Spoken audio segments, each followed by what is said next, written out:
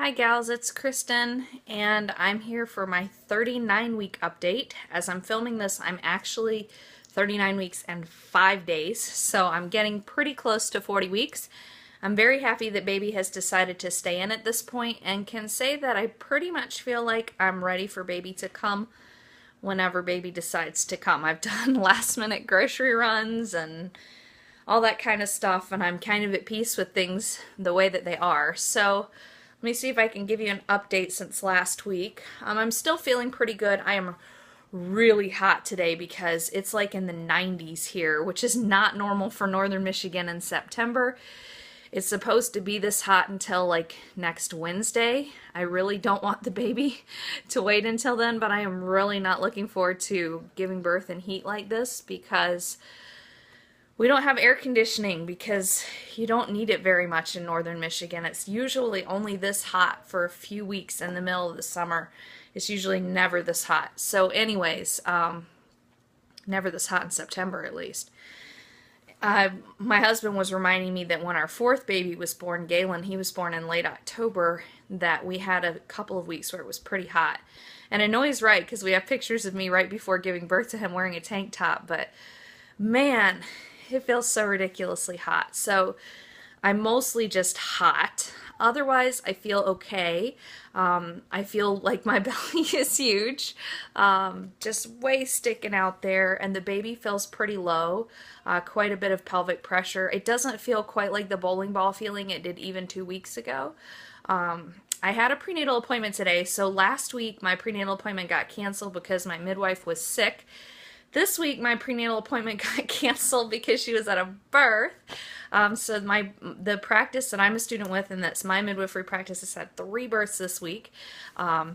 Anyways, so my midwife has been busy, but that's all the births that were pretty much before me, except for one that's with another midwife in the practice. So my midwife is the head midwife for my birth, and then the other midwife in the practice is the supervising midwife for this other birth. So anyways, I'm happy because of that, though I know she probably wants the baby to wait a little bit so she can have a couple days of rest. But she did manage to get me in today. We don't usually have appointments on Fridays, but she managed to get me in today. So I went ahead and went into town. I didn't really want to go into town again because I did go Wednesday, and I'm going to show you one of the things that I got on Wednesday, which is the real reason why I decided to go in, even though I already knew my appointment was probably not going to happen.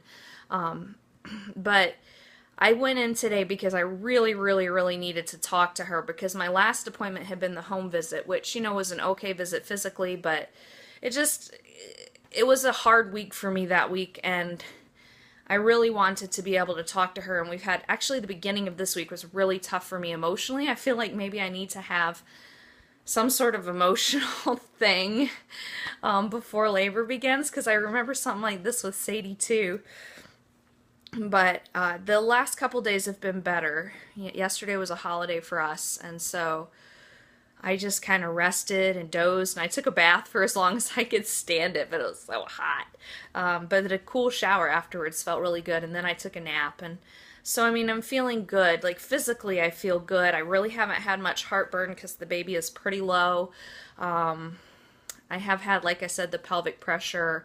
Going to the bathroom, like, constipation has been okay, not bad. There was one day this week I felt kind of stopped up, and then today, definitely not. So yeah, that's kind of all back and forth, but nothing that makes me really feel miserable. The worst thing right now is literally the heat, which I can't do anything about. We went to the library for a little bit this morning, and if it gets too bad, I might go sit out in the van with the air conditioning on, but otherwise, what are you going to do? And if the baby decides to come and the birth tub's filled up, it's going to make it even hotter, but we'll have fans on, and we have tons of ice cubes, so cool washcloths and ice water, and then on my neck and on my head. I've done that for lots and lots of mamas helping at births now, and I can definitely see the appeal.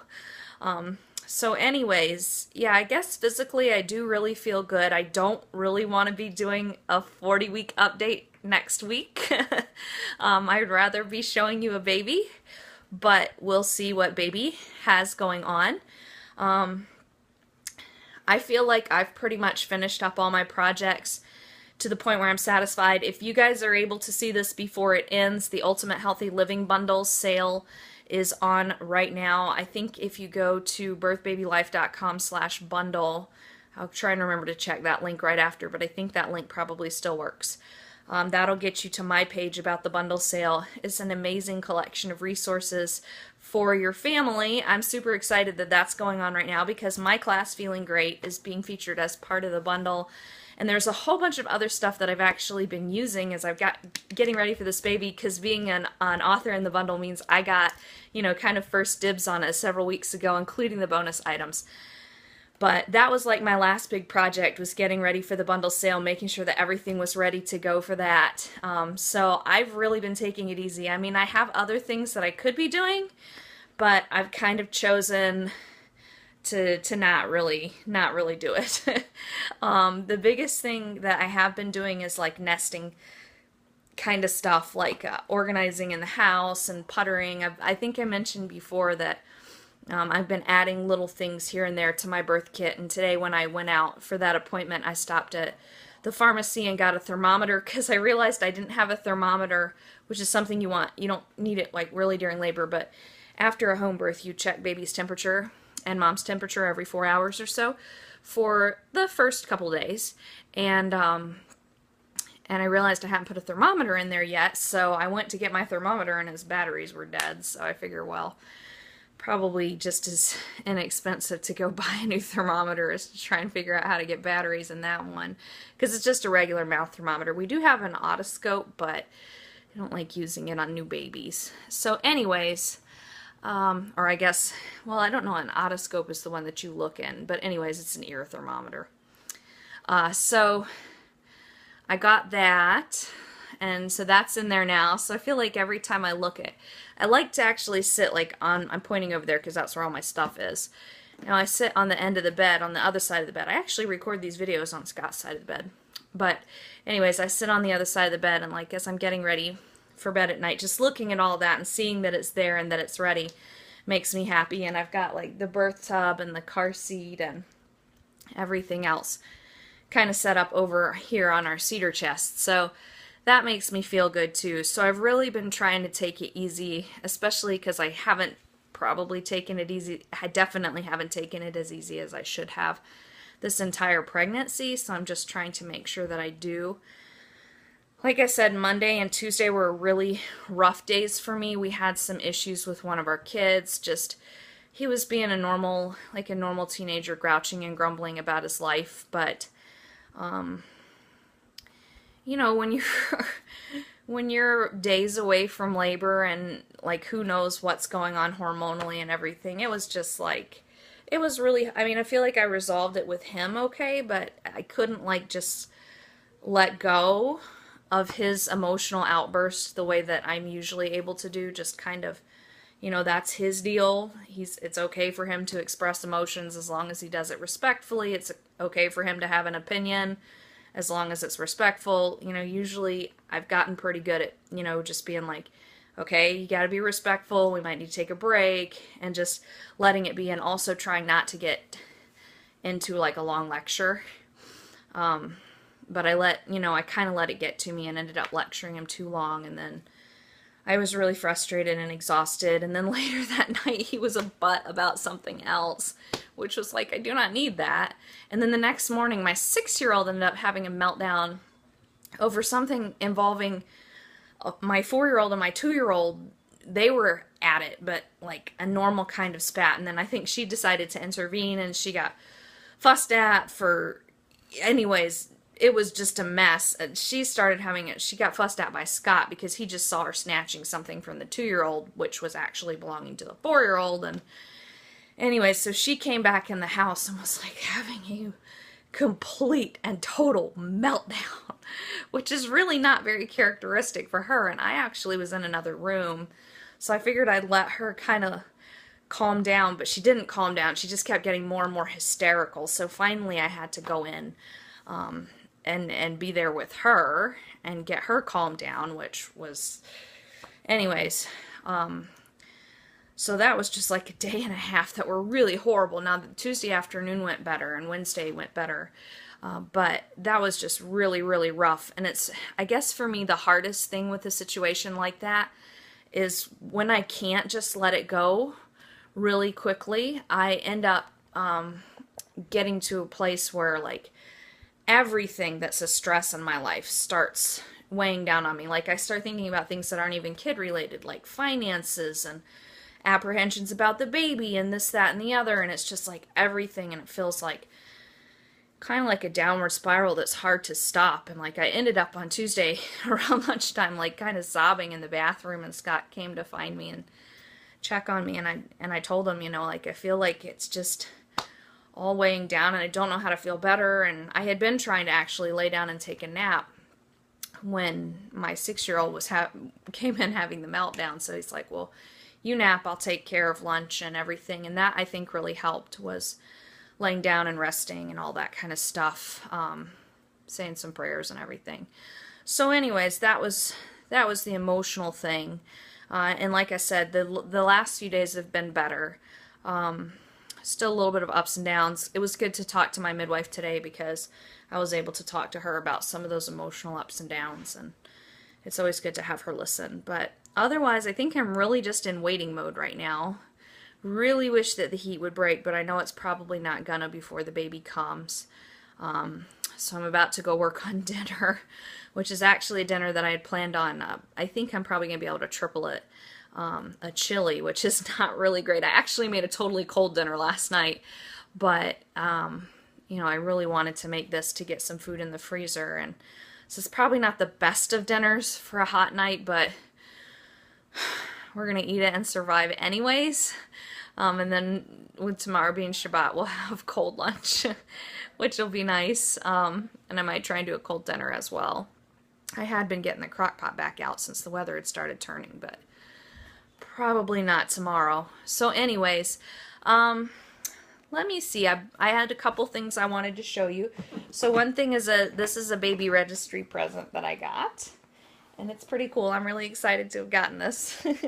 It's like a little bath sponge, so it goes in the sink and it kind of makes a little seat for baby.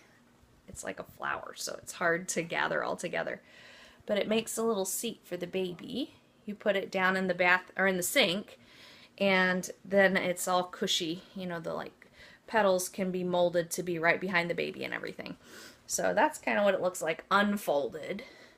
But I'll have to try and remember to maybe do a video or something with the baby in the sink with that. But I think that's a lot of fun because I've never really had like a in the sink baby bath kind of thing. I had one of those plastic baby bathtubs with my first one and didn't really like it.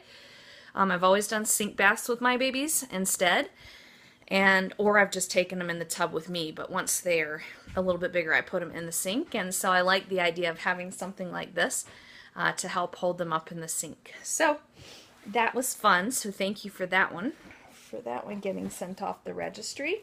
And then this is actually what I went in town for. So this is the first time I've ever been able to get an electric pump, but my insurance was able to pay for it this time around. As you can see, they really want you to know that insurance provided it, but I thought that I'd show y'all what comes in the pump provided by insurance in case anybody can get that. So it's got, I haven't done this yet, but it's got a registration card, so I'll register. And then this is kind of like a brochure just showing, it has coupons in it, including one for a pump. Why you would, you know, need a coupon for a pump when you've got a pump, I don't know. But anyways, and it shows some of the accessories and gives some other information. And then there's this super huge instruction manual, which is only huge because it's in several different languages. But it shows, you know, different information on pumping and how to use the pump. It has some information on pump flange size, I think, which was interesting to me. It's got, let me see if I can find it. It's got little diagrams on kind of how to tell if the pump's the right size or not. Oh, there it is. Like right there. Or how to tell the flange is the right size or not. And so I've used a manual pump. I have a manual pump from Medela actually. And I think according to what this looks like, my pump flange is not the right size. So I'm actually, it's got like a a website to go to help determine optimal size for your pump flanges, so I might actually do that because it seems like something that might be helpful to actually have the right size for. It came with 2 little packages of breast pads, which is kind of nifty. 2 little bottles for the pump, and I already, because I have the manual one, I have a couple more, which makes me happy, because if I'm at a birth or something at some point without the baby, which this will probably be way in the future since I'm intending to take the baby to births with me, at least while baby's in arms, but once baby starts to crawl, I might not be able to, we'll see. But, you know, I want, if it's a long birth, I want to be able to store the milk. And then it comes, I haven't opened this yet, so I'm just going to show it to you in the package, but there's the flanges and the adapter and then the tubing for the pump. And then it comes with the pump itself. So I just, because I got this from a local pharmacy with insurance, I didn't get any of, like a bag or anything, or any of the upgrade stuff that you can sometimes get with the, when you order from one of the online suppliers with your insurance. So I haven't decided yet if I'll ultimately get a bag or if it's going to be better, especially because I'll be taking this to births and I already take like a backpack full of stuff to births, and maybe it'll be better. But so this is the actual pump here. So it's really not all that big. It is kind of heavy, so it'll definitely add weight. But you just open it up. And there's the pump there. Like I said, this is the first one I've owned. I've actually used one before because when I went to a midwifery workshop last year, when Sadie was about 18 months old, I decided to leave her home. And a friend who also attended the workshop brought her pump for me to use because I didn't want my milk to dry up at the workshop. So I was able to use her pump there. So I've used an electric pump before, but I've never owned one. So I'm pretty happy. I was really happy to be able to get this before the baby comes, because sometimes my body, okay, every time so far, my body has seemed to think I had given birth to twins, which I know is a good problem to have, but it can be really uncomfortable until your milk supply adjusts and realizes there's only one baby. You don't need to make that much milk. So being able to pump a little bit to let that milk ease off will be good. And I actually honestly usually put that in a cup and give it to my toddler. I've never stored milk before. I'll have to decide with this baby, depending on temperament, if I want to start pumping and storing in case I can't take this baby to births because the baby's temperament is just not calm enough. That's something I'll probably have to wrestle with because I don't know. I will have never left a baby that young before. When I'm supposed to go back on call is when this baby's about 3 months old. So that's something I'll have to think about, but as I get closer to that point, I may pump and store in the freezer just in case. But usually if I pump in the early days, I just give it to the toddler to drink. And then this is the AC adapter, so that's kind of boring. But anyways, that's what all comes in the box when you get an insurance one with no upgrades. And this brand, I know that some companies do different brands too that get various ratings, but I took what I could get. The pharmacist was really good about working with me on it. My family practice doctor actually wrote the prescription, which I really appreciate, because at least right now in Michigan, midwives or a CPM can't write the prescriptions, and that's what my midwife is a CPM. So she wrote the prescription for me, so I've got that ready. That's over there with the car seat, just kind of sitting at the ready off to the side. So I really, really think I've got everything I want except the baby carrier, which I want. They call them different things, like a Mai Tai or I think a Medai is what they're calling it now. I think apparently Mai Tai is a wrong term, but basically like a baby hawk or a catbird type carrier. I've been watching them on eBay and they're either really expensive or I really don't like the pattern, or I don't know if it's a good brand. There's lots of Infantimo ones, but I haven't seen any reviews. I should probably look for some reviews to see if people like that one, because there's lots of those, but that's like a more mainstream, find it at Walmart kind of brand. So I don't know what the quality of the carrier is, whereas I know that like Baby Hawk and Catbird baby ones are good brands. So Anyways, I'm still kind of watching eBay every few days to see if something comes up with that. But that's kind of a want more than a need. I think I've got everything that I need, like everything off the birth kit list with the thermometer and everything I need for baby safety, like the car seat, and then I've got, I've got the pump. So I'm kind of just waiting to see when this little person decides to show up. So like I said, I'm 39 weeks and 5 days now, so my due date is 2 days from now. So we'll see if baby comes on his or her due date and who this person is. I don't know, maybe I will have a pregnancy update for you next week, maybe I will have a baby update, but I will see you soon with something, and I hope that you are doing really well.